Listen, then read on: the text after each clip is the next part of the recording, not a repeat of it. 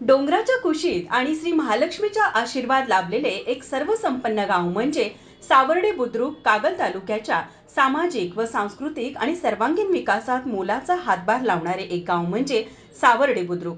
याच गावातील ग्रामदेवी सर्व भाविकांच्या इच्छा आणि अडचणी दूर करणाऱ्या श्री महालक्ष्मी देवीची 28 एप्रिल ते 30 एप्रिल या कालावधीत उत्सव यात्रा पार पडली.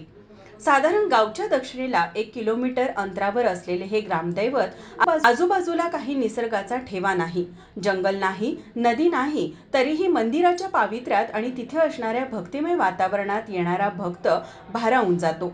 इथल्या महालक्ष्मीच्या मंदिराची सर्व दूर लीला पंचक्रोशीत पसरलेली आहे. अगदी दूरदूरून भक्त येथे दर्शनासाठी येत असतात. महालक्ष्मीच्या ख्यातीमुळे हे सर्व भाविक अगदी श्रद्धेने इथवर येत असतात. गावात श्री महालक्ष्मी देवीची यात्रा दरवर्षीप्रमाणे याही वर्षी अगदी उत्साहात व भक्तिमय वातावरणामध्ये पार पडली. 3 दिवसांच्या यात्रेनिमित्त गावामध्ये वेगवेगळे कार्यक्रम राबवण्यात आले होते. यात पहिल्या दिवशी सकाळी पालखी सोहळा, सत्यनारायण सोहळा, लक्ष्मी आरती अशा भक्तिमय सोहळ्यांनी यात्रेची सुरुवात झाली. यात्रेच्या दुसऱ्या दिवशी महिलांसाठी होम मिनिस्टर स्पर्धा, हळदी कुंकू अशा कार्यक्रमाचं आयोजन करण्यात आलं होतं. तसेच रात्री मनोरंजनासाठी ऑर्केस्ट्रा देखील आणण्यात आला होता.